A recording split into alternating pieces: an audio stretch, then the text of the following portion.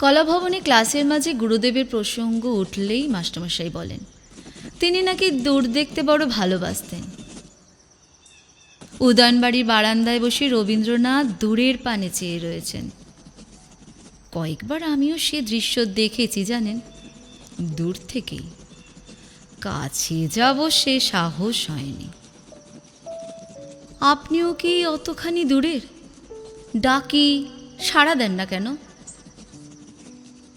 ভেবেছিলাম আর আপনাকে চিঠিই লিখব না। কেন লিখব বলতে পারেন?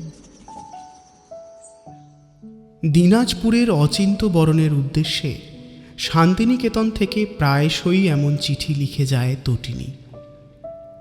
দাদা অনঙ্গর এই বন্ধুটির প্রতি তটিনীর আবেগ যেন ফল্গু নদীর মতোই অন্তঃসলীলা।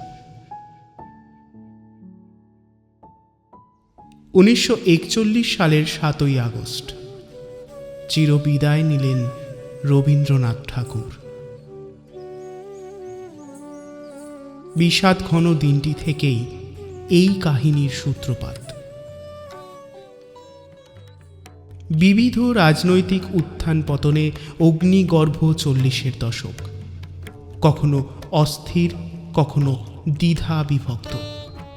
দ্বিতীয় বিশ্বযুদ্ধ, ভারত ছাড়ো আন্দোলন, সাইক্লোন, ভয়াবহ দুর্ভিক্ষ, সব মিলিয়ে আখ্যান এগোতে থাকে প্রশ্নের পর প্রশ্ন তুলে। আর মানুষের স্বপ্ন, প্রেম, জীবন, সংগ্রাম সব কিছুই যেন ইতিহাসের ঢেউয়ের সঙ্গে দুলতে থাকে। বিংশ শতাব্দীর সেই কালখণ্ডে অচিন্তবরণ, তটিনী ও অনঙ্গর সঙ্গে উদাসী হাওয়ার পথে পথে হেঁটে চলেছেন নেতাজি সুভাষচন্দ্র বসু, ডক্টর বিধানচন্দ্র রায়, সরোজরঞ্জন চট্টোপাধ্যায়, আবার কখনো সতীশ সামন্ত, মাতঙ্গিনী হাজরা, শান্তিময় গাঙ্গুলি, জয়প্রকাশ নারায়ণের মতন ব্যক্তিত্বরা ব্রিটিশ সাম্রাজ্যের বিরুদ্ধে রুখে দাঁড়ান। স্বাধীনতা পূর্বের অবিভক্ত বাংলা ও বিহার ছাড়াও আখ্যানের অনেকখানি পরিসর জুড়ে রয়েছে শান্তিনিকেতন আশ্রম। দীর্ঘ চলার পথে পাঠকগণ শ্রান্তি বোধ করলে খানিক জিরিয়ে নেবেন বৃক্ষ প্রতিম নন্দলাল বসু, রামকিঙ্কর বেজ, বিনোদ বিহারী মুখোপাধ্যায়ের নীরব শিল্প ভাষায়।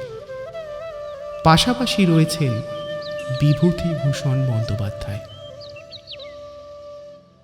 বেনু বিথির হৃদয়ে যিনি রচে দিয়েছেন এক আনন্দ ভুবন। বিভূতিভূষণের সৃষ্টি প্রাণিত করেছে নিহারিকা ও ডক্টর রাস্কিন ব্লেককেও। আর্তের সেবায় বাংলাদেশ ছাড়িয়ে যে দুটি মানুষের দীর্ঘ প্রবাস যাপন।